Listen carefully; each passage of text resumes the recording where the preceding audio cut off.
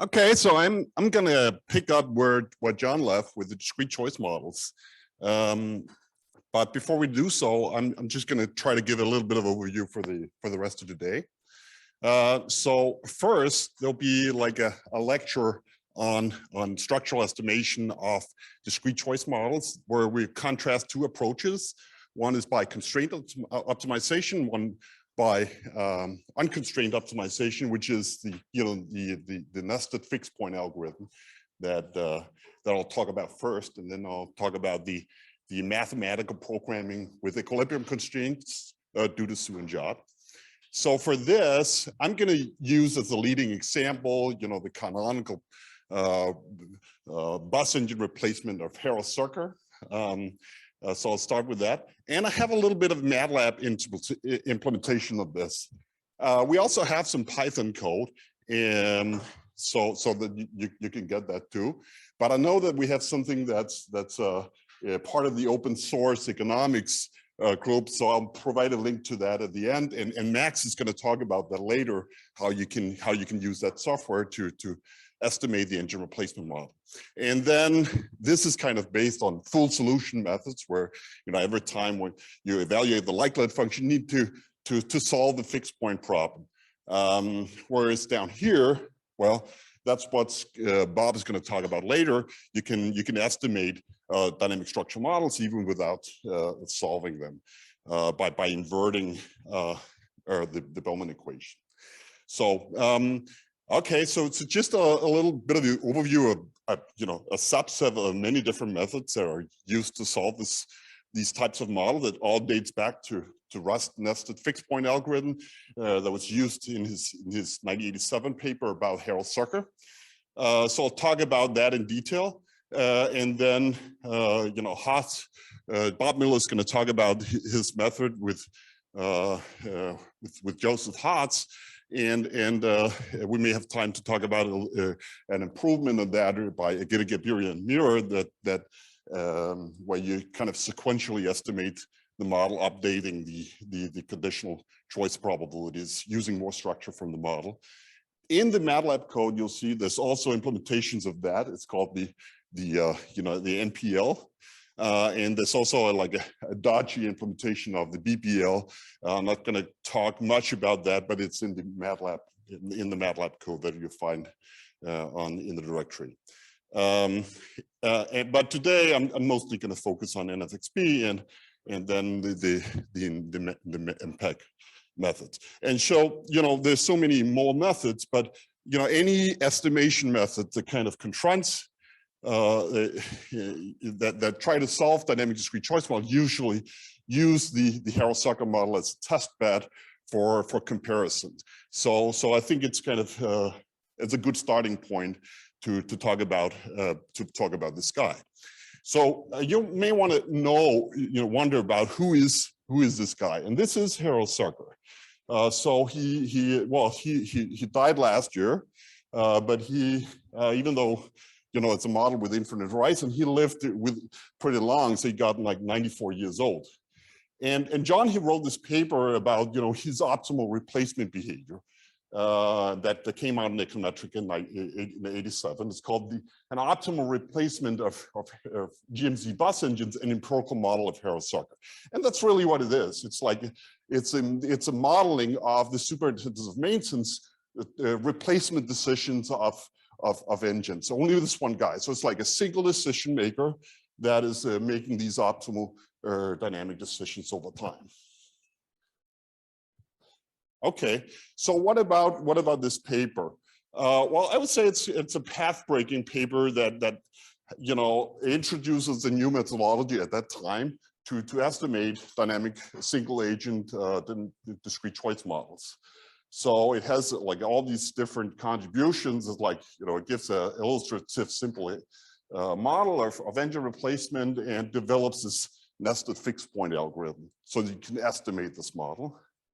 And then, like John alluded to at the end, he formulates the assumptions that makes this model tractable. Like, for example, the conditional independence assumptions And the additivity is going to allow you to express the choice probabilities much, much easier in closed form. You get the expected max operator, you get that in closed form. So there's some computational advantages of doing that. So I'm going to talk, how do you get that? And then he was, getting one of the first researchers to obtain maximum likelihood estimates of dynamic discrete choice dynamic programming models. And then, since we're doing a little bit on equilibrium models later this week, I'm also going to talk a little bit about this bottom-up approach, where he's micro-aggregating the demand for durable assets based on the equilibrium distributions implied by this model. So you can, based on this model, you can derive like the implied ergodic distribution of mileage, maybe mileage conditional replacement, and mileage if you're keeping the car. So these things we will also use later. And really, we're going to present later this week a model that has many more choices in terms of choosing between different ages of car, different types of cars. So there's it's not a binary choice, but then you can derive the entire distribution of ownership of all these different types of cars, is essentially following the same types of principles. Okay, so you might think, who cares about Harold Zucker? Obviously, the people who know him cared a lot about him, but also a lot of economists. So I'm not going to go through the entire detailed review of the many different papers that kind of essentially building on that framework. But John already talked about the Keenan-Volpin paper. It's discrete choice dynamic programming model. It's an extension in the sense that it allows for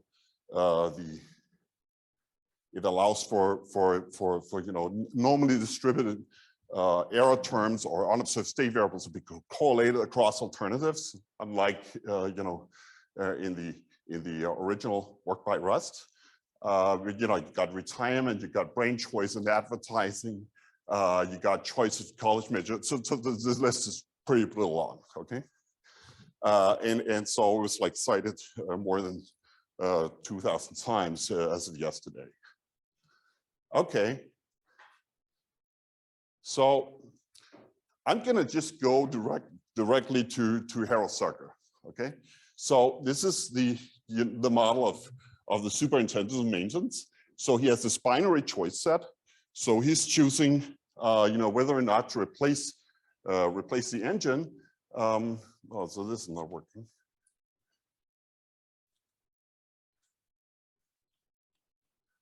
Okay, so he's choosing whether or not to replace the engine. So it's like this binary choice.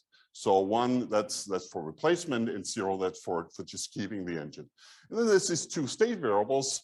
So there's a mileage since last replacement. So it's like a continuous state variable, single one, which we assume that we observe as econometricians. And then there's these ID extreme value shocks, or these epsilons. There are choice specifics. It's like idiosyncratic shocks to investments or to replacements that Harold Zucker he would observe. So we would not observe those as econometricians, but he bases decisions on that. Then there's a utility function. As you see, you got the additive separability here, right? So you got the utility function, that the deterministic part of the utility function that depends on the mileage and the decision, that's parameterized by some parameters, is additively separable from these unobserved state variables. And then it has this particular functional form. So if you replace, well, then you have to pay replacement cost. If you don't replace, well, you don't have to pay the replacement cost, but you have to pay for the operating and maintenance costs, which is kind of a function of the mileage, the accumulated mileage, or like the quality of that bus. Okay, and if you do replace, well, then the bus becomes as good as new, and it's like you have to pay for the replacement costs that are for a brand new bus. Okay, so it's like a renewal problem. And then the state variables has this conditional density that only depends on the same period observed state variables. And we have parameters theta2 for that. Then x here, that's the mileage since last replacement. And the process for that is following this regenerative random walk. So in other words, whenever you replace, well, then the mileage of the bus is just regenerated to 0. So that's why we have a 0 here. These are parameters theta3, and these are parameters we potentially want to estimate.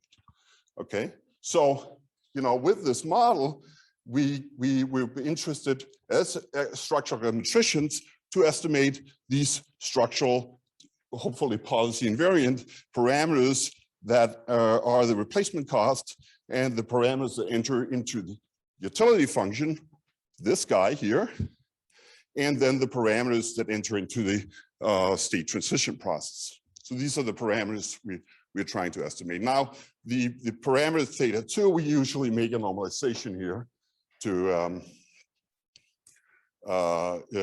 obtain identification, so we're not going to estimate that. Usually, if these are either extreme value, then, well, there may be a scale parameter that scales the variance, but usually we just put that equal to 1 because it's unidentified. You need to make a scale normalization.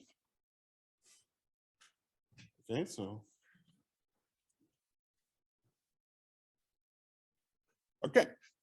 Okay, so that was kind of, the main primitives of the model, and you just put that into this general behavioral framework where the decision maker here is facing this this choice problem of maximizing the future sum or the expected sum of future discounted utilities, where the utilities are those that we have here on the previous slide. Okay, and he's doing so by taking the sequence of actions, taking into account the discount factor, utility, the state and choice specific utility, and so that's the framework. Okay, so here we're going to have T equal to infinity. So Harold Zucker, he has a very long horizon. He's planning for the entire future of the Earth. Okay. And then these expectations here, well, these expectations are taken conditional on whatever state you're in today, and then conditional on your choices. And of course, if you make a choice to replace the engine, that affects your expectations about what is the mileage of the bus in the next period. Because if you replace, well, it's going to regenerate to 0. Okay.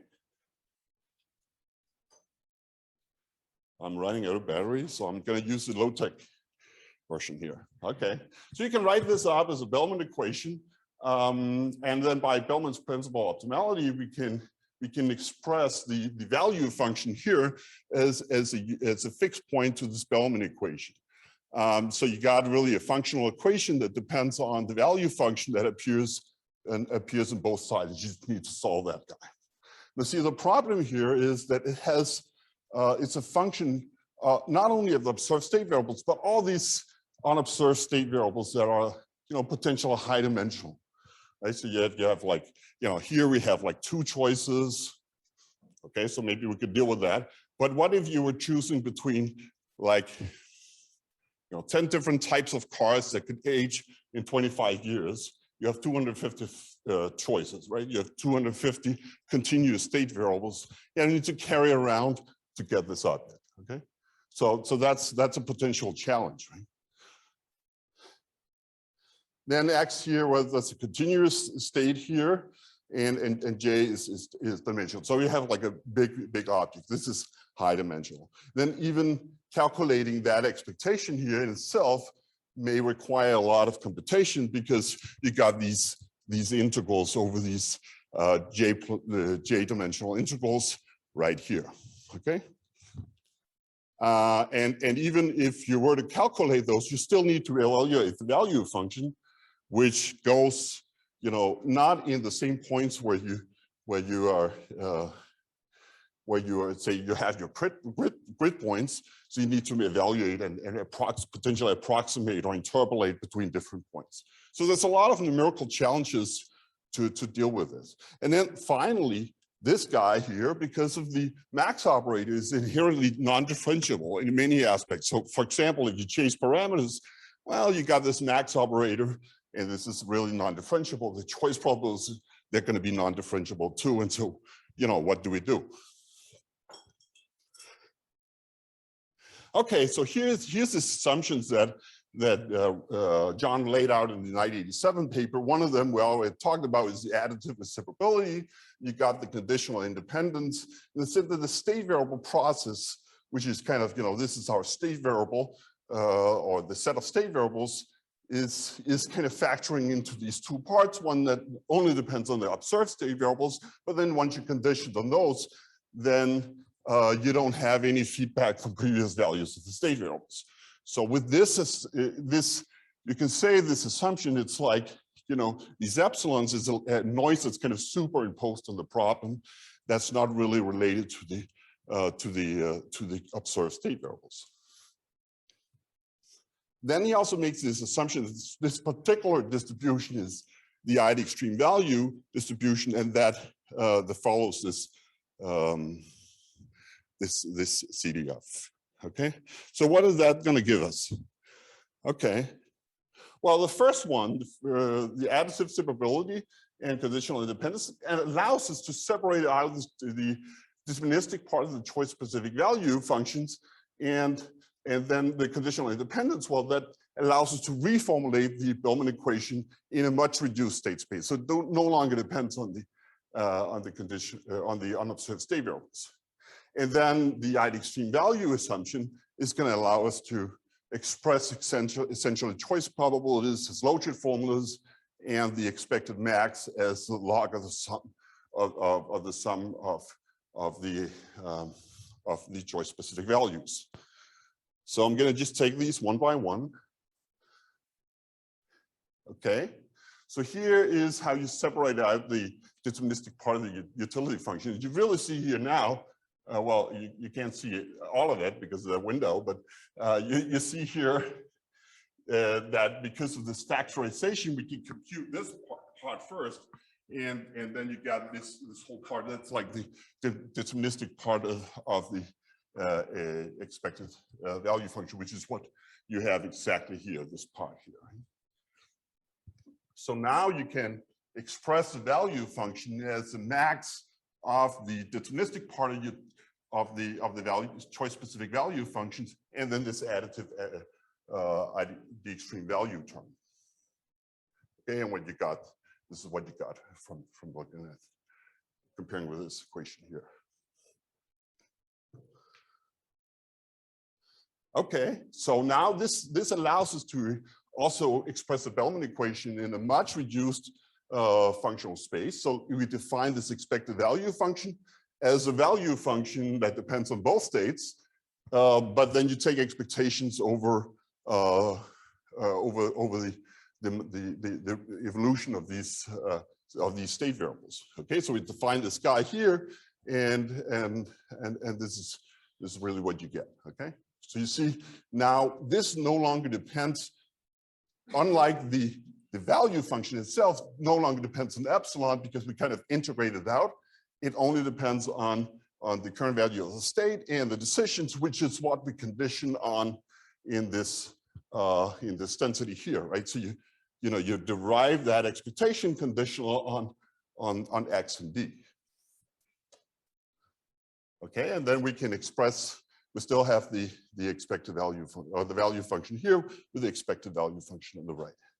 Now, what you can show is that then this expected value function is also a fixed point on this reduced contraction mapping that is no longer defined on the value function space, but on the expected value function space, which is much smaller.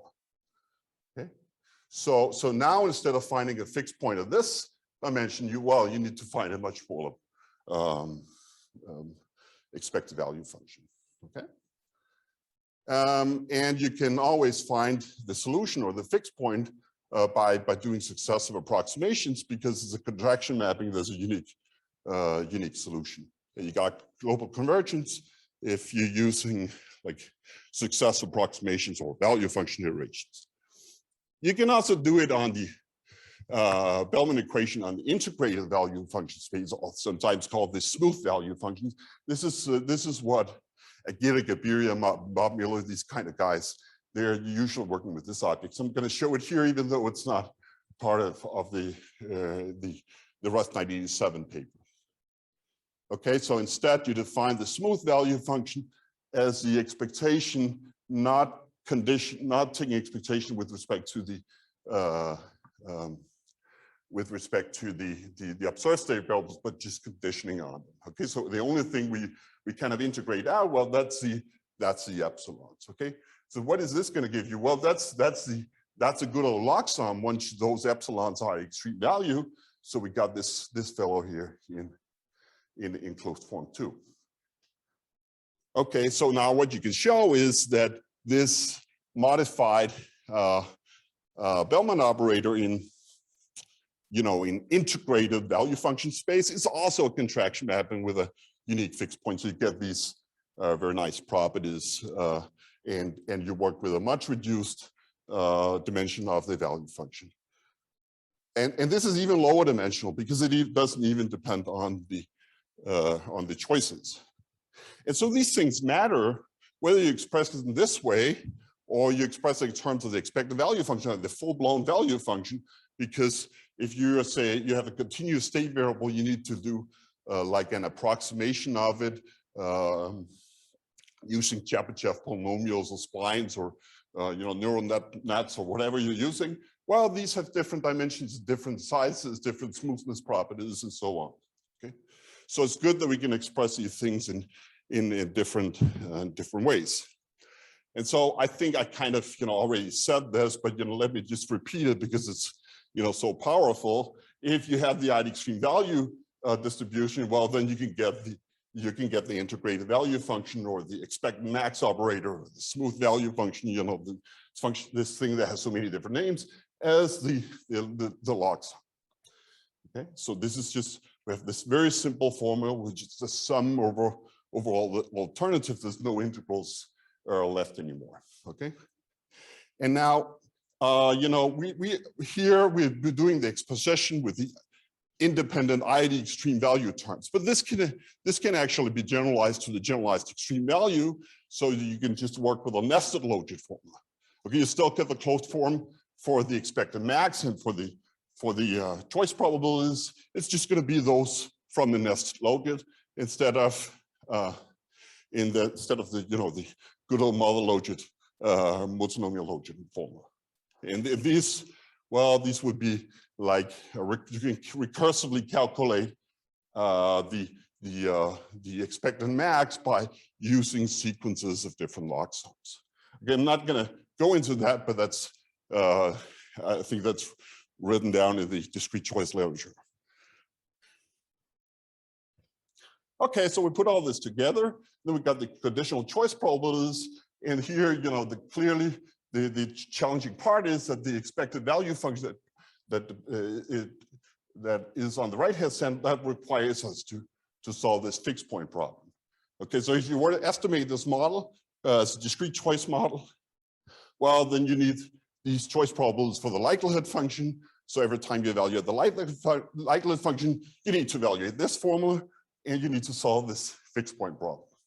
Okay, and of course, if we're making all these assumptions that are making this more tractable, then that's going to be faster. You don't have to do any integration over unobserved state variables anywhere if you're doing this. And of course, you can kind of loosen assumptions by adding more things like unobserved heterogeneity. You can integrate out, then it becomes like a mixed logit. Or you can, do other things that kind of loosen it. And then what is left in the ID extreme value terms is just really going to give you a lot of smoothness and closed form solution. That's very, very useful. So you can still, relax this model and work with some of the same set of assumptions. Okay, now one thing is worth noticing here is that we're subscripting this Bellman operator here now by the structural parameters we want to estimate. you know, the Bellman equation here, well, it clearly depends on the parameters, right? You suddenly change replacement cost, it's going to change utility, it's going to change that operator, right? It's also going to change the fixed point. So this is like an implicit function of these structural parameters. And this is what is utilized when you're doing this fixed point algorithm.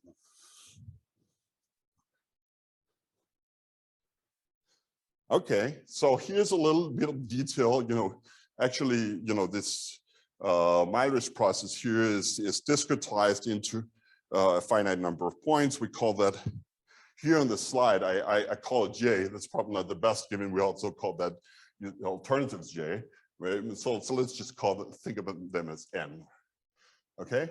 But you essentially discretize the Myers process into a finite number of bins, and what you get out is the Myers transition probability matrix that gives you the probabilities of going from states today to the states tomorrow. And they kind of look like this, for example. Here's the transition Myers matrix for Myers in case you are not replacing the engine. Okay. Now here, well, John is imposing the structure that the Myers process, the probabilities of you know going from one state today to tomorrow is not depending on what state you're on. So all these probabilities are the same all the way down. They don't have to do that or be that, but it was like, you know, with a limited amount of data, that seems like a necessary restriction and probably also like a reasonable restriction. Although it could be that, you know, you have some buses that are, you know, very old, maybe they're driven less intensively, and that will be reflected by this transition probability matrix by having, you know, different numbers as you go down the states. Then you have,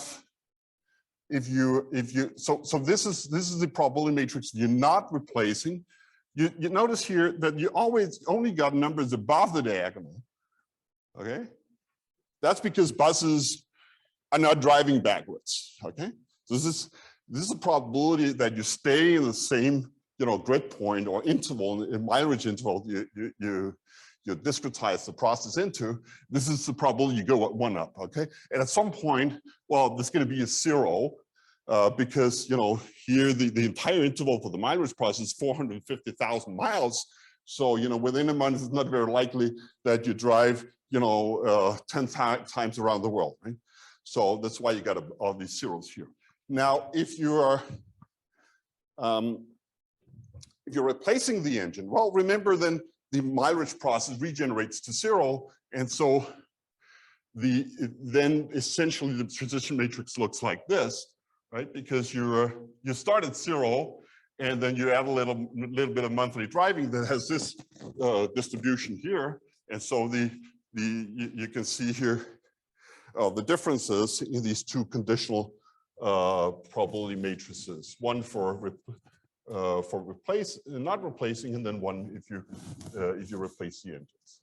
Okay, so this is kind of the matrices that is summarizing the Myers process, or you know, this guy here, right? Okay, so given all this, we can put all these things together. You know, we got the probability for the state transition, and then for the choices, we just you know, multiply these two choice probabilities together, or these two probabilities together, and then you got the joint likelihood for the observed sequence of states and choices. So, but you see, you need to solve for the fixed point to calculate the choice probabilities that are entering in here. So you're doing maximum likelihood. Well, you have to solve this fixed point over and over again. Okay. And so here's just another way to write the thing where, again, you kind of put up all the equations. So we're going to start with data on replacement decisions D. We're going to have the observations of accumulated mileage. You can get the likelihood or log of likelihood functions, just the sum over the samples of the individual log likelihood contributions. So I just, you know, took logs of what you had on the previous slide. You got the choice probabilities, they're written right here. But then in order to get those, well, then you need to solve for the fixed point. that's really what the nested fixed point algorithm is. It is really maximizing the log likelihood function, taking into account that these fixed points are implicit functions of the parameters, because when you change parameters, you change the Bellman equation. When you change the Bellman equation, you change the fixed points. You need to account for that. You know, when you write your computer code, what you really do is you just write out the likelihood function. Then there's a nested computation of what the expected values and choice probabilities are, and of course they're going to change every time you change parameters. Okay, so how do you then get those structural estimates? Well, then what you're doing is you're maximizing that likelihood function, unconstrained likelihood function, because you know the Bellman equation is already imposed since we're recalculating it every time. You maximize that with respect to the structural parameters, and then that's it. Okay, and you can use a bunch of different algorithms. You know, like I personally prefer to just go back to the basics, do what John suggested in 1987, and use the Berndt Hall and Hausman algorithm. I'll talk a little bit about that later, but it's using the information identity to calculate the Hessian of the Hessian that you're using in your Newton routine when you're maximizing the likelihood function. So that's, I can't repeat that too much. It's really like the favorite algorithm for doing maximum likelihood. Okay. And so that's the outer loop you search over the parameters, and then the inner loop, there's a fixed point algorithm, which is a combination of what we already talked about so far, successive approximations or value function iterations. You iterate onto convergence, but then you can also augment that with using the Newton's method to solve the system of equations. Okay. So, well, so Bertel Schjerning, he was kind enough to give John all these data. And as John says, he literally got his hands dirty with the data, because it was like grease over all these books where he written down his odometer readings. But anyway, this is the data that you have. You have Monte Meiler's observations of each bus. You have data on maintenance operations, a bunch of different things in the data. But what John is focusing on is the engine replacement. And so here's how it looks in the data. So you got mileage since last replacement here. You got 450,000 miles out here. That's where we limit the upper bound of the state space. Okay, so mileage cannot go beyond that.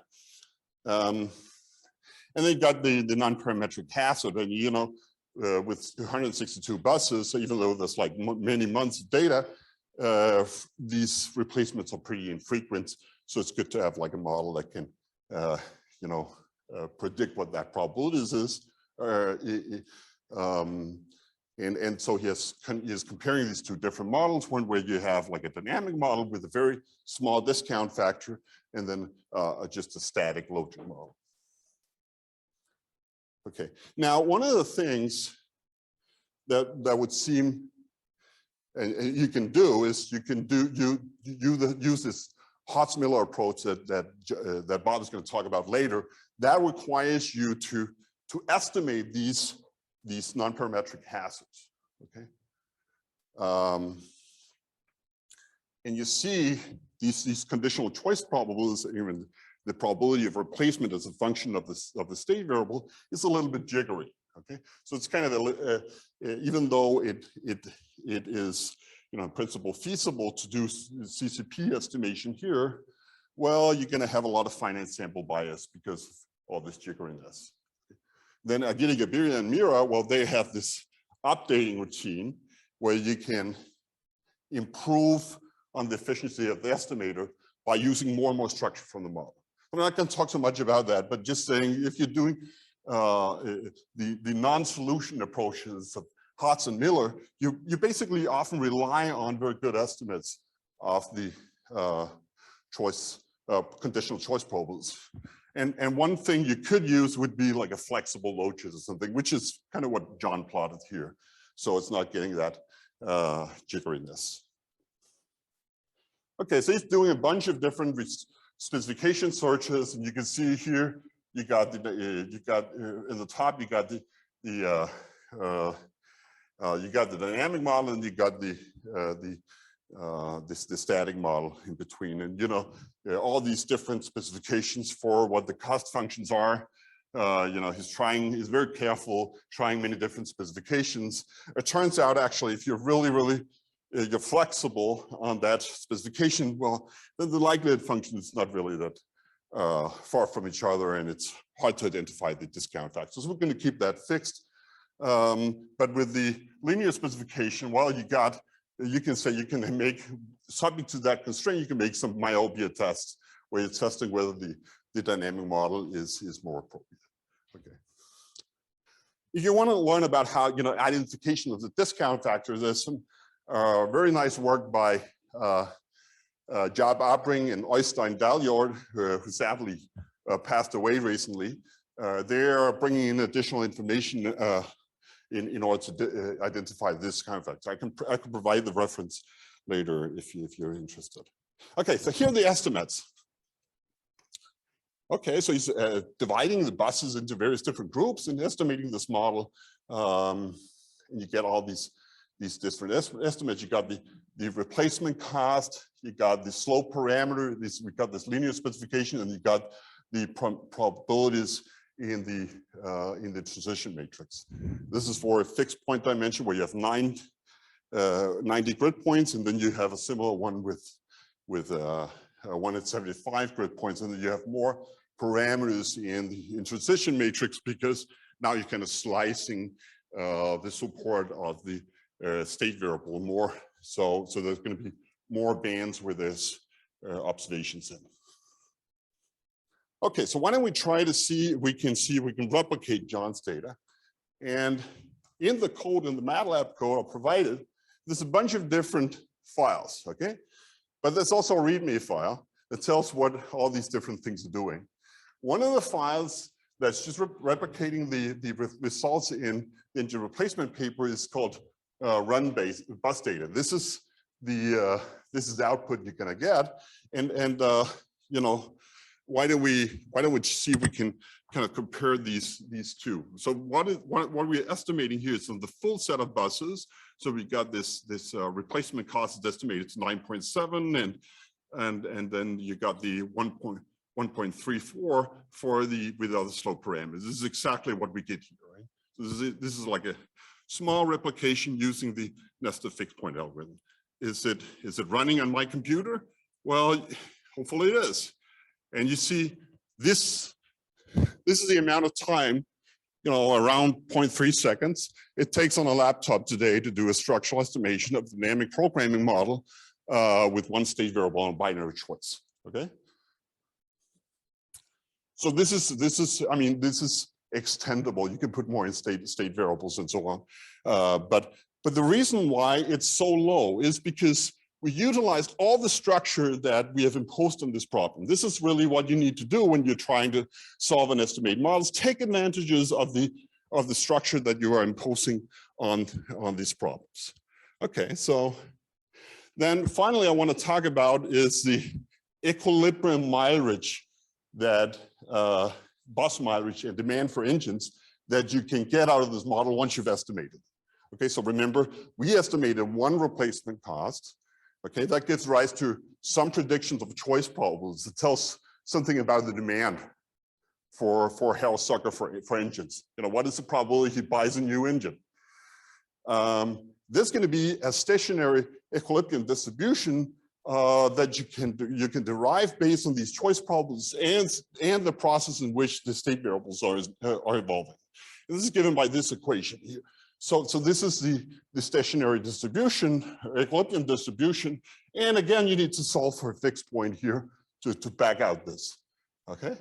To get the ergodic distribution of mileage, okay? So once you got that guy, well, then you can essentially just say, okay, there was 12 months a year. This is the amount of buses that there are in the economy. And then you just, summarize all the different values of mileage and you got your demand.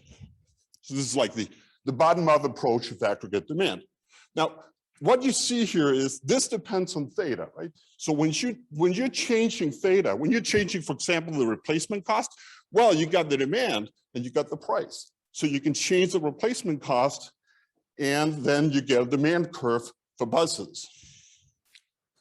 Okay, and this is what you have here. So this is John's demand curve, and this is the equilibrium distribution. Okay, so of course, if you are keeping the engine, well, then the equilibrium distribution of mileage is going to be in this end, because if you have higher mileage, there's a higher probability of replacement. And here is the equilibrium distribution conditional on replacement, and that's much higher values of mileage because it's more optimal to replace later on. And this is what you find when you're doing this fixed point operation. And then here's the demand curve. So you change the replacement cost, you derive that demand that I showed previously, varying that replacement cost, and you get this downward sloping demand curve.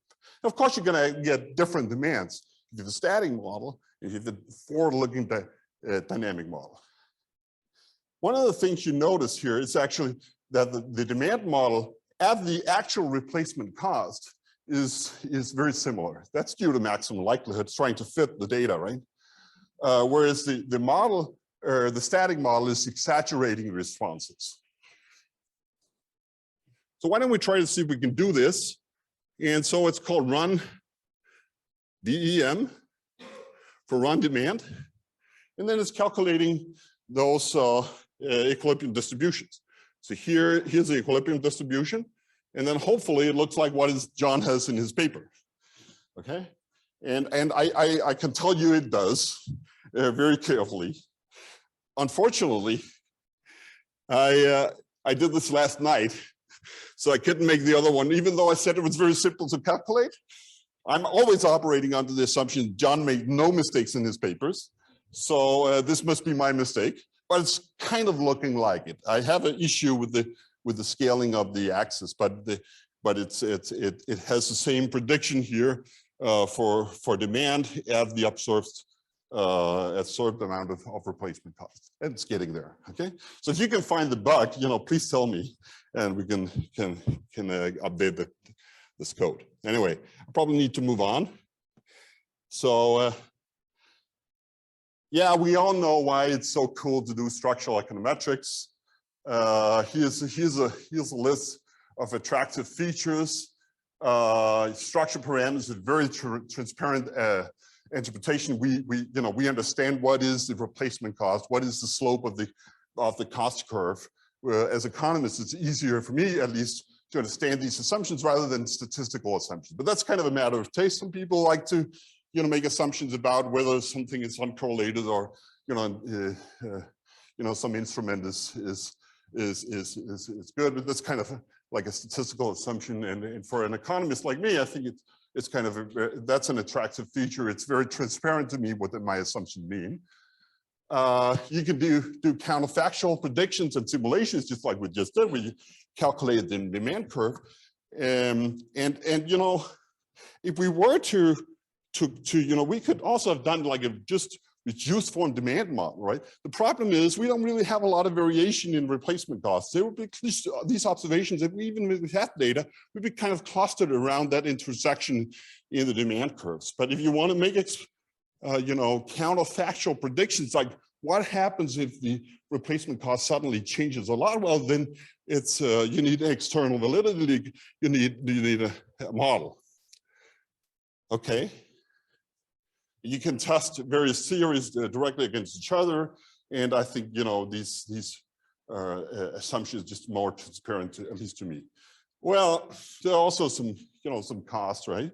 There's some limits to inference with theory, as Ken Wolpen would say, or is it John? we pose a lot of structure, make a lot of assumptions, but then as you change these assumptions, as you say, okay, my model is not quite fitting, I need to make it more flexible in that direction. Okay, so you can relax many of these assumptions, and what I really like about doing maximum likelihood is you try to fit all the moments in the data with your parametric model, and you'll discover that it doesn't fit everywhere. Then you have a good, you're using your economic reasoning to figure out how do you modify your model so that it is more in accordance with the data and with reasonable assumptions. Okay, it may be that truly policy invariant structural parameters doesn't necessarily exist. I mean, when we talk about structural parameters, talk about parameters that are not changing in the counterfactual. Okay, and so that may be hard to believe. I like to think of structural parameters as my parameters, and then reduced form parameters as something else, something other people are doing. But of course, you have to be self-critical. Okay? Then there's the cursor dimensionality, the exponential rise in computational costs as you add more and more state variables. That's really an impediment for us. But this, modern methods trying to ameliorate that cursor dimensionality using, for example, machine learning methods. Then there's the identification problem kind of alluded to already about how could you even identify the discount factor. But once you start to have like multiple equilibria and a whole bunch of other things, then that becomes even more problematic. Okay, and then last and not least, it's kind of difficult and takes a lot of time. Okay. So you need to write a couple of like IB papers on the run. That's what Mike would say. Okay. Yes, so there's a question from the chat room, and it's adding one bullet point to probably the less attractive feature of the approach. And the question is about your experience, hands-on experience with numerical optimization in the context of these structural models. Okay. Well, that depends on what you're using it for. We're going to talk about how you could use constraint optimization approaches for solving and estimating this model in just a second. I'm going to focus here on how to maximize the likelihood function, how to use that structure of the likelihood function to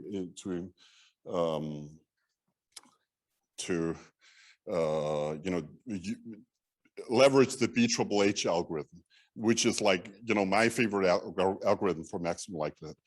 For optimizing functions, what really buys you a lot, if you have a function that is differentiable, so you can use gradient-based solvers, that's really something that is worth achieving. Even if you're putting on a little bit of ID extreme value term to get that smoothness, you can have the rest of the model as kind of that would otherwise non-smooth, and then put this additional kind of logit kernel on top to make your problem more smooth, so you can use gradient-based solvers. Because Newton's method just have this incredible property that's quadratic convergent. So you get closer and closer to the optimal, just get faster and faster. Okay. I don't know if it answered it, probably not, but yeah, we'll see a little bit more.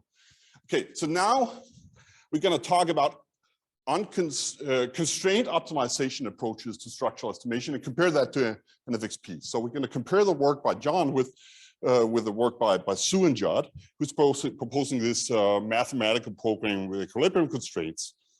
Okay, and this has been used, the latter, in a wide variety of contexts, both for single agent problems that they like many others have done. They use the Harrell-Zucker problem. It's a horse race, in part of the horse race against NFXP.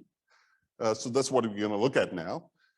It's also used for random coefficients, logit, demand BLP type of models. There's also a fixed point there when you need to solve, and they solve that imposing that as a constraint.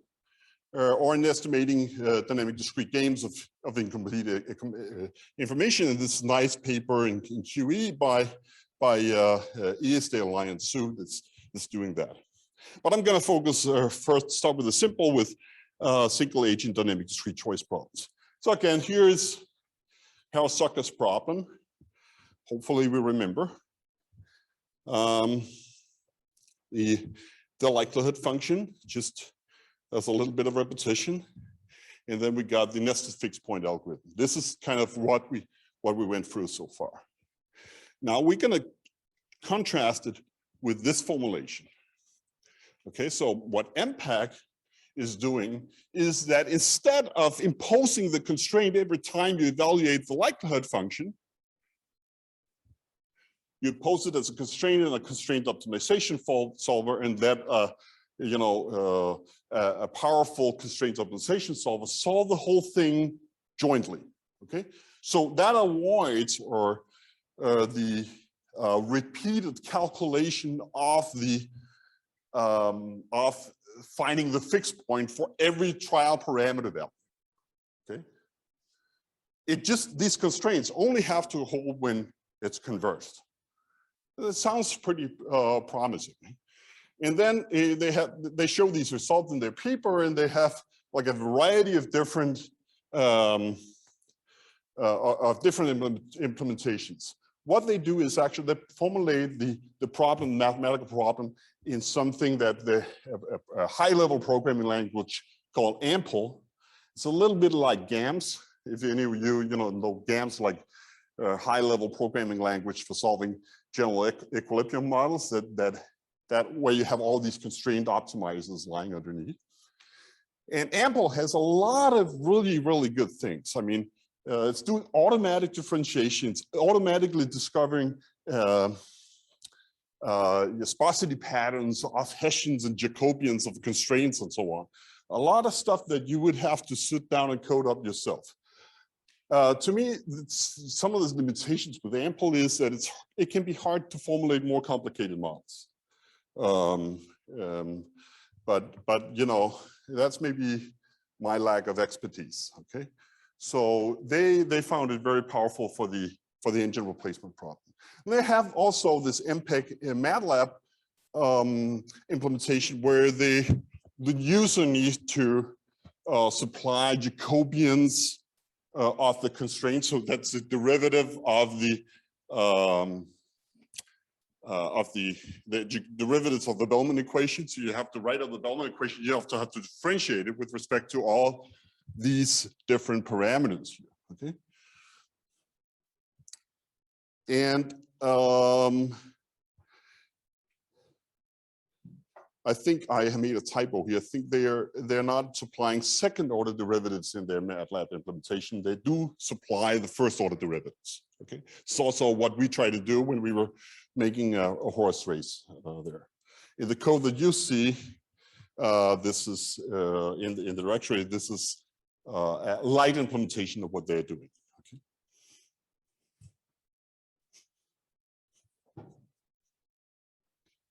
Okay, so one key implementation for this to be successful, for successful implementation, is that you're utilizing the structure of the problem. Okay, now this constraint optimization problem, well, this is bordered Hessian somewhere, where this that enters into the updating rule for the constraint optimization algorithm. Okay, and where you need to calculate the Hessian of the likelihood, you need to calculate the Jacobian of the constraints. Okay, so what I show here is where all these are non-zero. Okay, so blue means non-zero. Okay, what do we have on the axis? Well, let's talk with this one here. What are the constraints? Well, the constraints, that's, say we have, say, 175 grid points. We have 175 constraints in the Bellman equations. Okay, so we're imposing those constraints. Okay, so here we're kind of counting the constraints downwards. So what are the parameters? Let's go back and see in the constraint optimization formulation. Well, that's all those fixed points we're trying to find, the expected value functions in all these grid points. So we have like 175 parameters. And then we've got the structure parameters. So in this case, it's going to be the replacement cost, the cost parameter in the utility function, and then the parameters indexes, the the state variable process. So it's like 5 parameters, if I remember correctly. Okay. If you're doing the joint specification. Of course, all the utility parameters, well, they affect the Bellman equation in all grid points, right? The sky is forward looking. So you change replacement costs can affect the entire functional equation and the fixed point, okay? And the expected value function. So all these in the beginning, they're the structural parameters. And then you have the first value in the expected value function. Well, that's where you're gonna get to if you replace your engine. So that's also affecting all the structural parameters, all the constraints. And then you got this span. And remember, we had this transition matrix that had this oval, this block diagonal band. Well, that's what you see here.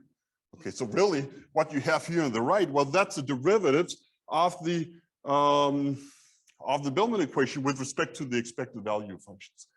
And there you essentially have the same structure as these guys are showed here. They replace the transition matrices. They have this structure, and then because both transitions are possible, you take the probability of keeping multiplied by this, and then add the probability of replacing multiplied by this, and then you get like a joint transition matrix for the entire control transition process.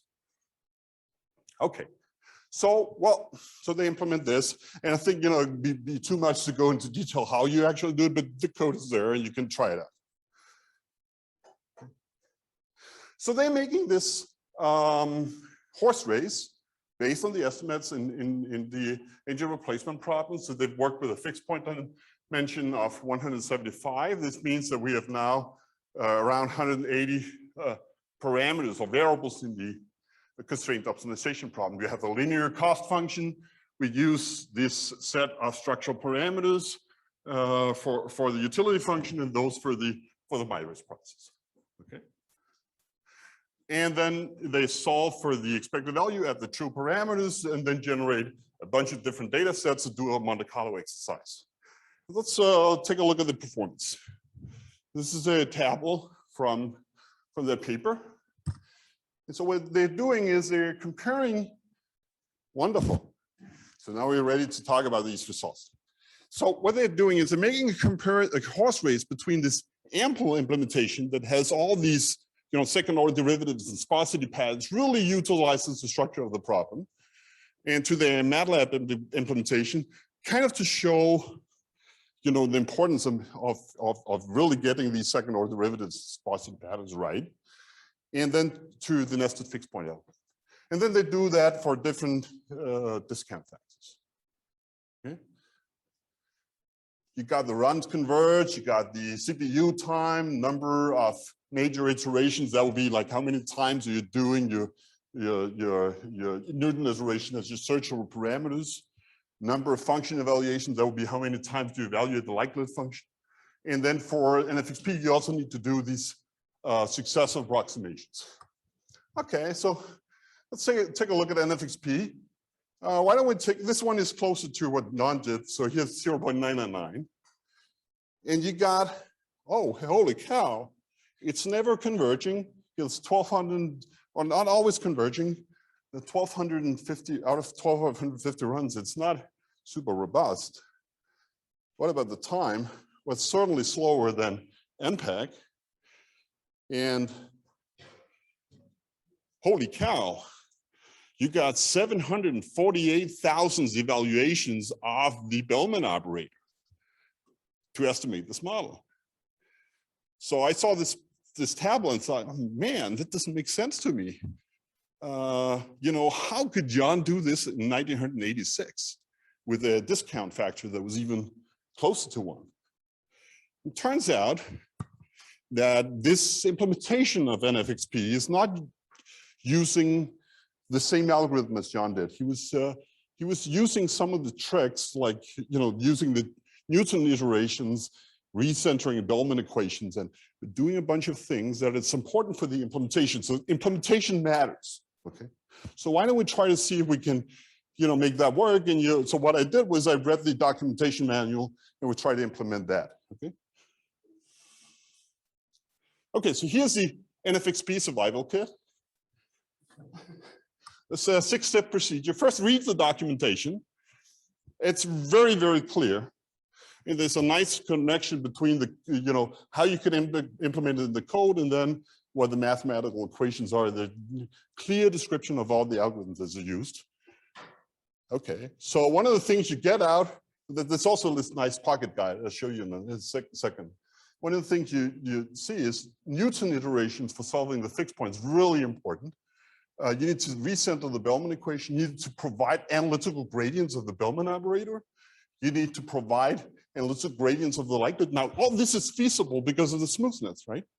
Because you got the odd extreme value terms. Everything is differentiable. So why not use that structure and then use the BHH algorithm?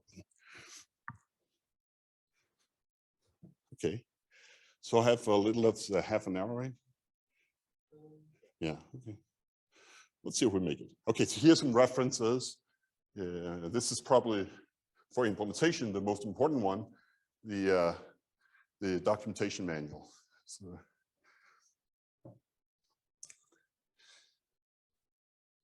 okay, so one of the things you see in the documentation manual is, John already at the time, this is from the version 6 in 2000, noticed that you can write the Harrell-Sacker's problem as a constraint optimization problem. So this is actually exactly what MPEC is, right?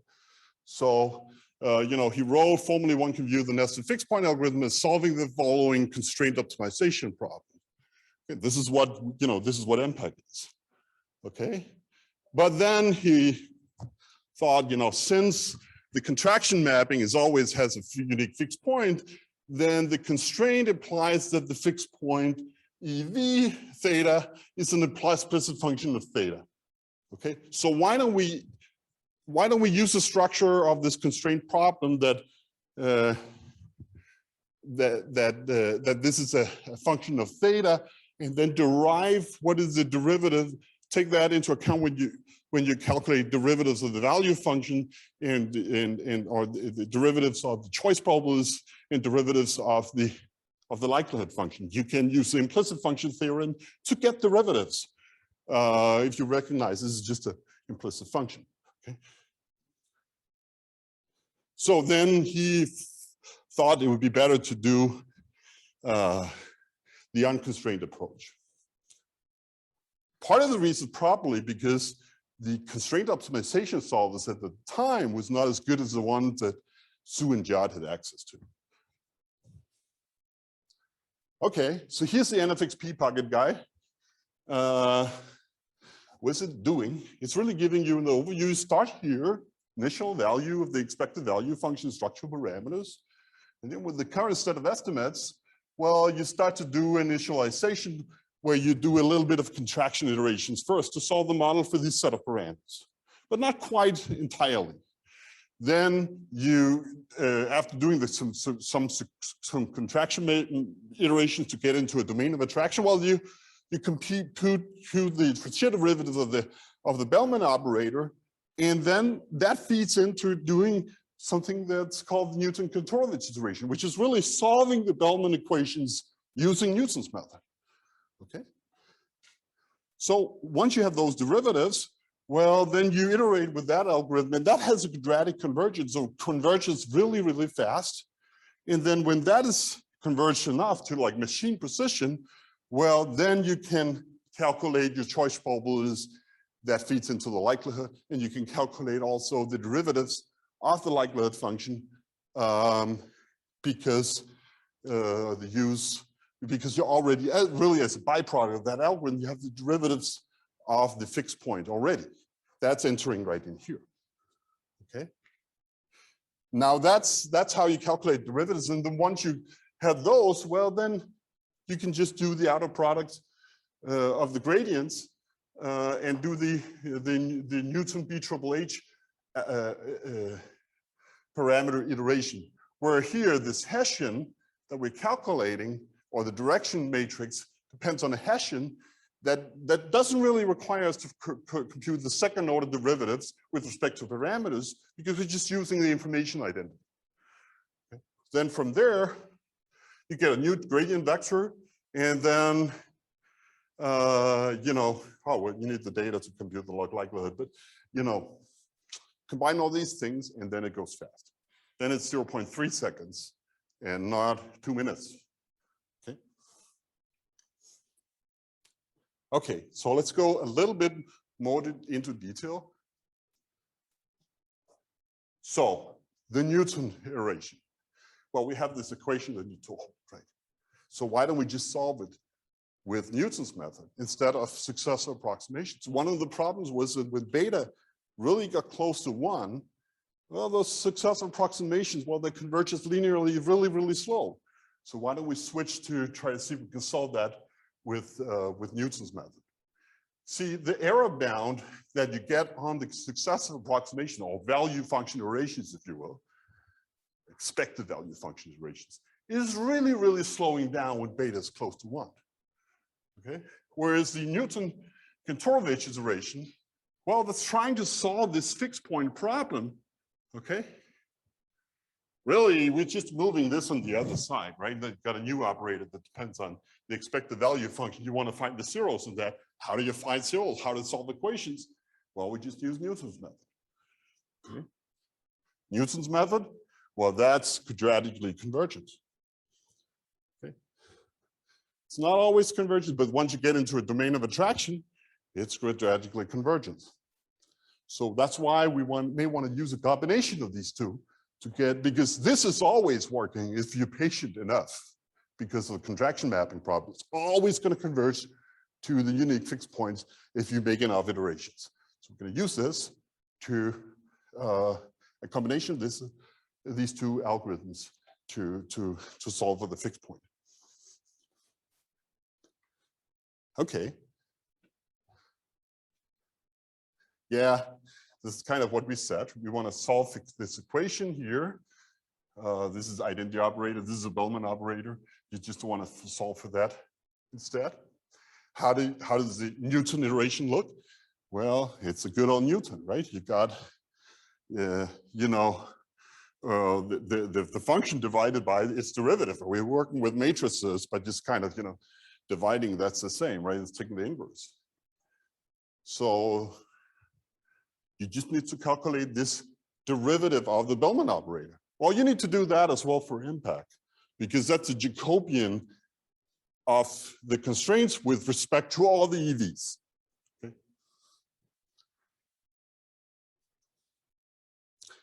And then, you know, you start first with successive approximations, and then you switch to Newton.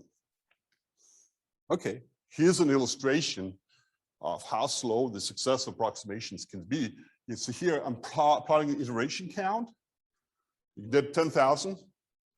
And then we do the tolerance. That's the difference, maximal absolute difference between two successive approximations, like two different value functions in the iteration sequence. And it's not quite going to get to 0, even after 10,000 iterations. You want to have this something close to machine precision or something like that.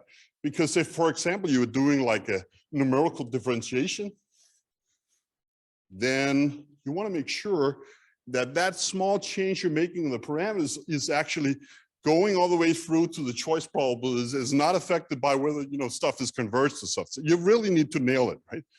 And set these inner tolerances very low.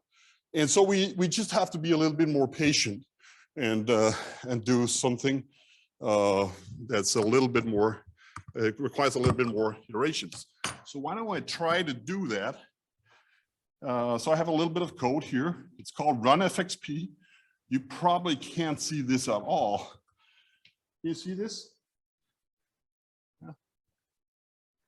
Okay, so what I can do here is, now it's really just setting up everything. Don't worry about the details. Worry about, you know, what type of algorithm we're using. So now we're going to use, I'm just going to force it to do 20 successive approximations and do the run here. Run FXP. And by the way, please say something when you can't see anything in the back, you know. Okay. Okay, so it didn't converge. So what could we do? Well, we could try to increase the iteration count. So let's try 20,000. Does it converge? It's taking a little bit of time, mostly for printing, but it's by no means converged, not to what I would be satisfied doing. Okay, but one of the things you notice here, though, is what about this number? You recognize that? 0.9999. Is it just magic? Oh, this number here, is that just magic? It's beta, right? So what is this number? This is the ratio of the tolerances in two successive approximations. So that is converging to beta. Maybe we can use that information for something. Let's remind ourselves about that. Okay. So we don't want to force it to do 20,000 successive approximations, and we actually may want to use this Pauli algorithm instead, that's using the combination of successive approximations and the Newton iterations. Let's look at that. Okay.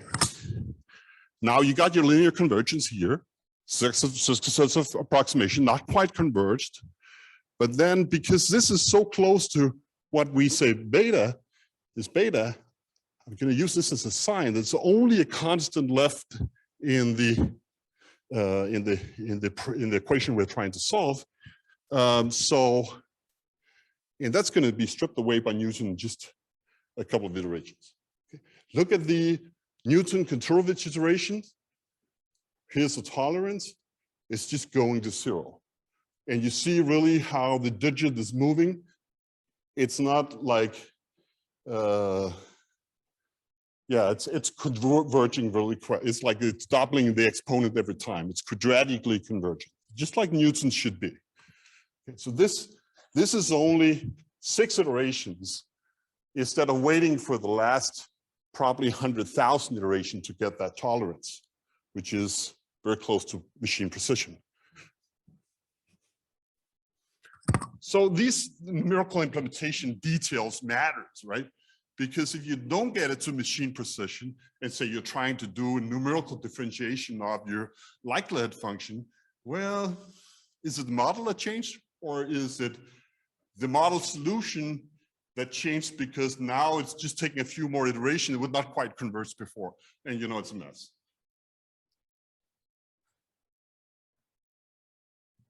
Okay, so now if you plot all these successive approximations for different discount factors, you see beta 0.999 here.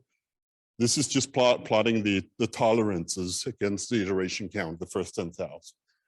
So it takes some time before it gets to 0. If you have a beta that is like 0.95, well, maybe you don't need to do Newton.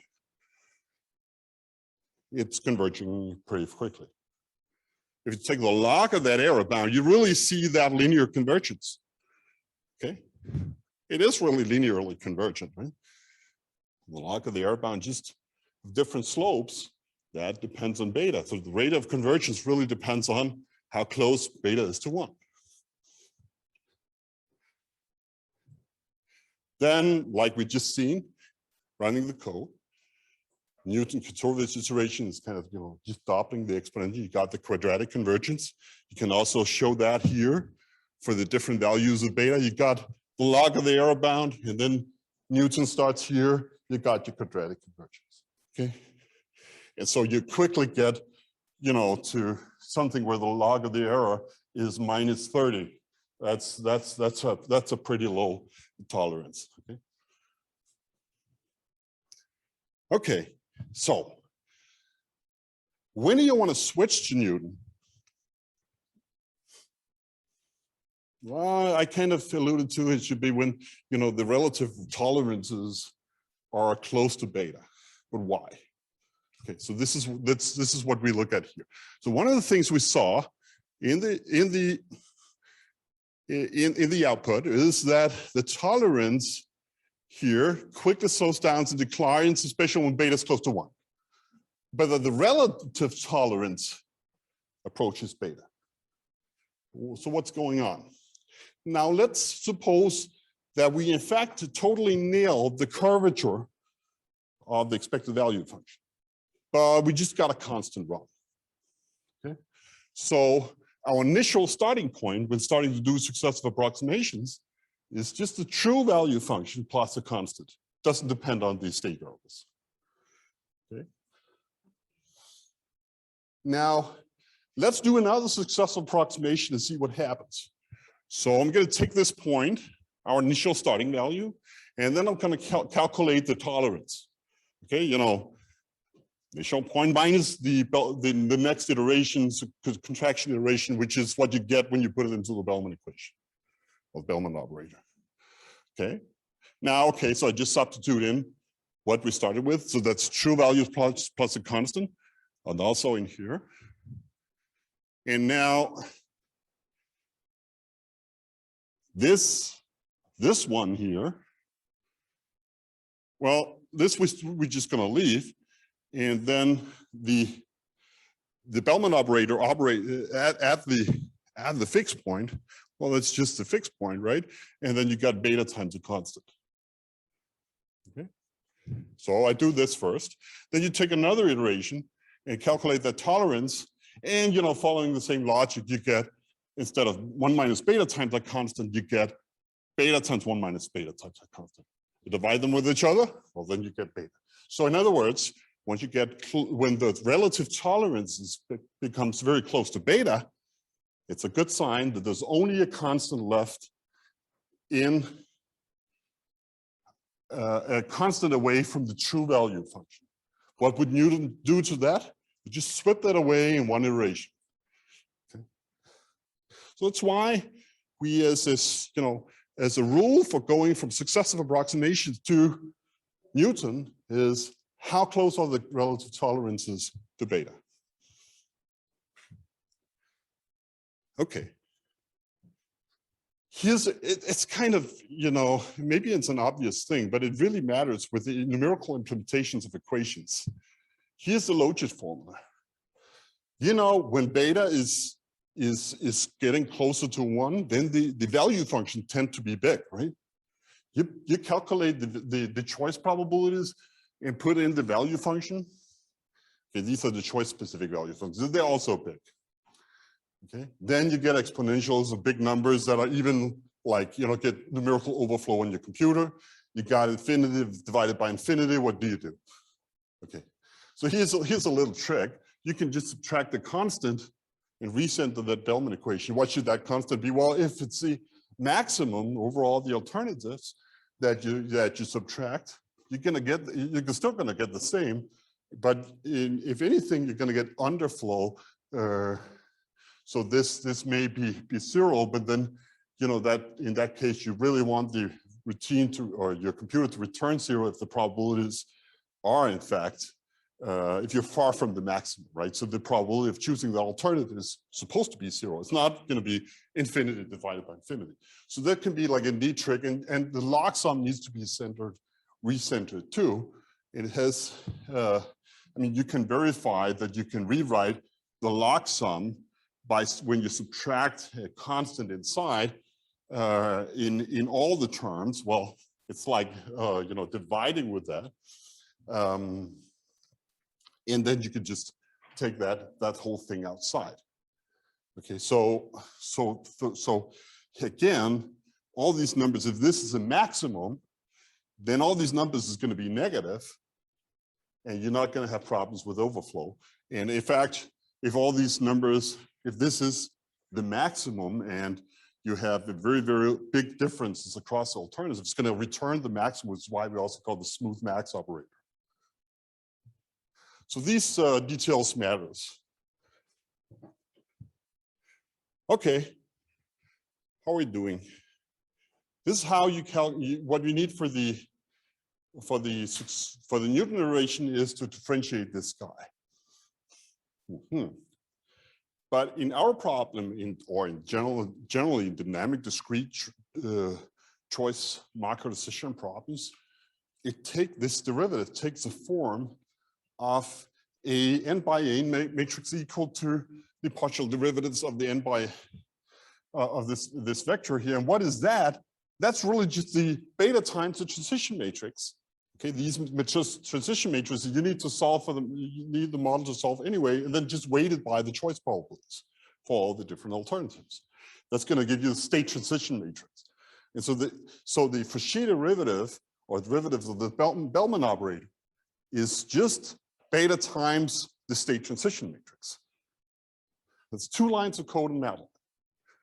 Okay, so why not write these 2 lines of code when you're writing so many other lines of code and do this successive approximation? Okay. Okay, so I just brought it here.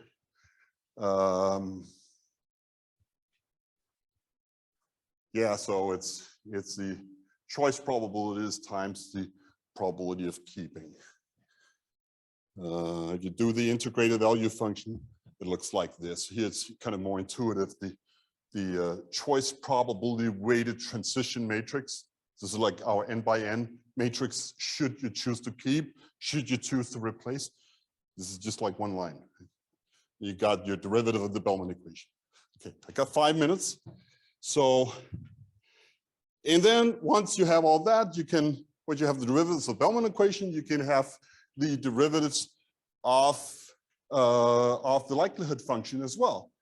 So you calculate the derivatives of the logit that looks very much like the derivatives of the conventional logit, except that you got now also the derivatives of the value function. Well, inside those derivatives are also derivatives of the expected value function. How do they look like? Well, you can get them out by total differentiation and moving around and using the implicit function theorem.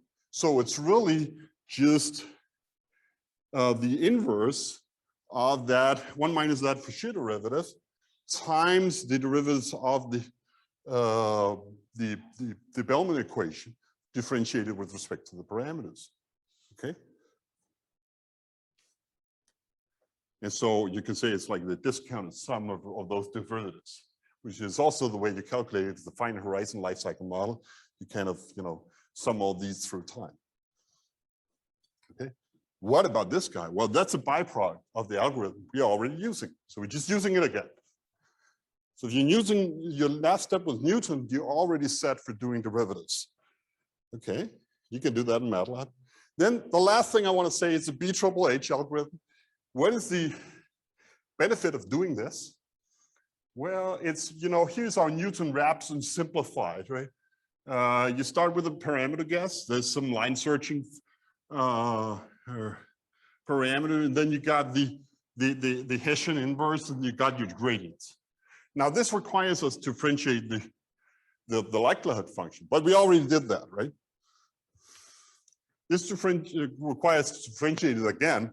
That's pretty hard. Okay, it's, in principle, it's doable.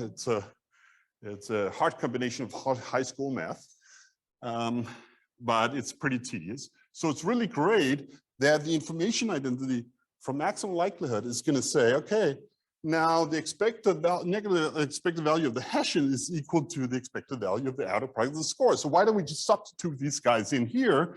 So we only use the first order derivatives. Okay, so it's just really a matrix product instead.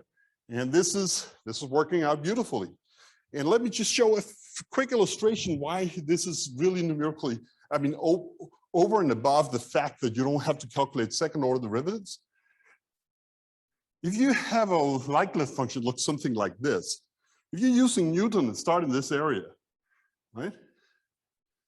In your convex region, well, then you're going to move the opposite direction of the gradient. You're going to move away from the maximum. You can try to step halve and line search and so on. If you step halve, then you're still going to move.